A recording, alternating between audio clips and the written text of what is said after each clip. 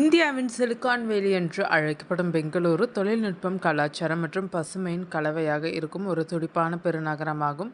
பெங்களூருவுக்கு ஏன் இந்த பெயர் வந்தது தெரியுமா? இந்த பெங்களூருவை யார் உருவாக்கியது என உங்களுக்கு தெரியுமா? இந்த வீடியோவில் பார்க்கலாம். இப்போது பெங்களூரு என்று அழைக்கப்படுகிறது. இது 1537இல் விஜயநகர சாம்ராஜ்யத்தின் கீழ் ஒரு நிலப்பிரபுத்துவ தலைவரான கெம்பகௌடா என்பவரால் நிறுவப்பட்டது. இந்த நகரம் ஆரம்பத்தில் ஒரு மண்கோட்டையாக நிறுவப்பட்டது மற்றும் வர்த்தகம் மற்றும் நிர்வாக மையமாக செயல்பட்டது. பெங்களூரு பல நூற்றாண்டுகள் பழமையான வரலாறு மற்றும் கலாச்சாரத்தின் வளமான தொடர்பை வைத்திருக்கிறது. பெங்களூரு என்ற பெயர் பெந்தகால ஊரு என்ற வார்த்தையிலிருந்து வந்தது.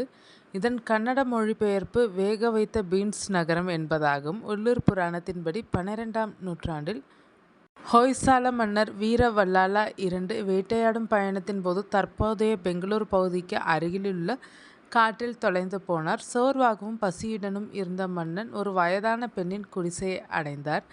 மன்னன் என்று அறியாத அந்த பெண் வேக வைத்த பீன்ஸ்களை உண்பதற்காக கொடுத்துள்ளார். அந்த பெண்ணை கௌரவிக்கும் வகையில் பெந்தகால ஊர் என்று பெயரிட்டார் என கதை வழியாக கூறப்படுகிறது. காலப்போக்கில் பிரிட்டிஷ் ஆட்சியின் போது இந்த பெயர் பெங்களூரு என்று மாற்றப்பட்டது. கெம்பகௌடா ஒன்றுவி பெங்களூரின் நிறுவனர். விஜயநகர சாம்ராஜ்யத்தின் கீழ் இருந்த ஒரு குறுநில மன்னர். கல்வியிலும் நிர்வாகத்திலும் சிறந்து விளங்கிய கெம்பகௌடா பெங்களூருவின் வளர்ச்சிக்கு அடித்தளமிட்டார். இப்போது 108 அடி வெண்கல சிலையாக பெங்களூரு விமான நிலையத்தில் நிற்கிறார்.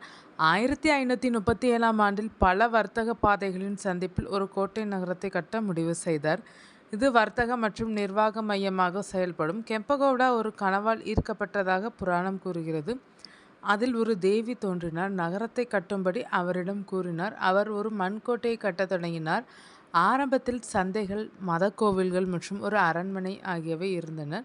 கோட்டையில் 8 வாயில்களும் பல கண்காணிப்பு கோபுரங்களும் இருந்தனர். அவற்றில் சில பெங்களூரின் ஆரம்ப கால வரலாற்றின் சின்னங்களாக இன்று வரை நிற்கின்றனர். கெம்பகௌடா நகருக்கு போதுமான நீர் வளங்கள் மற்றும் உள்கட்டமைப்பு இருப்பதை உறுதி செய்வதற்காக ஏரிகள், குளங்கள் மற்றும் சாலைகளையும் கட்டினார். அவரது முயற்சிகள் பல நூற்றாண்டுகளாக நகரத்தின் வளர்ச்சிக்கு அடித்தளம் அமைத்தனர். கெம்பகௌடா தனது கட்டடக்கலை தொலைநோக்கு பார்வைக்கு மட்டுமல்ல, அவரது முற்போக்கான கொள்கைகளுக்காகவும் அறியப்பட்டார். அவர் வர்த்தகம் மற்றும் வணிகத்தின் வளர்ச்சியை ஊக்குவித்தார். பல கோவில்களை கட்டினார். மத மற்றும் கலாச்சார நல்லிணக்கத்தை ஊக்குவித்தார். பெங்களூரின் ஆரம்ப கால வளர்ச்சிக்கு அவர் செய்த பங்களிப்புகள் அவருக்கு ஒரு நிலையான பாரம்பரியத்தை பெற்றுத்தந்தது. மேலும் ஹெப்பால் ஏரிக்கு அருகிலுள்ள அவரது சிலை நகரத்தின் நிறுவனருக்கு அஞ்சலியாக நிற்கிறது.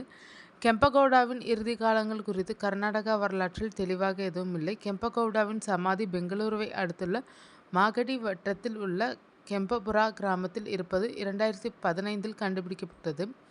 16ஆம் நூற்றாண்டில் போர் புரிந்து இறந்த இடத்தில் அவரது மகனால் கட்டப்பட்டது என அங்குள்ள கல்வெட்டு இதனை உறுதிப்படுத்துகிறது.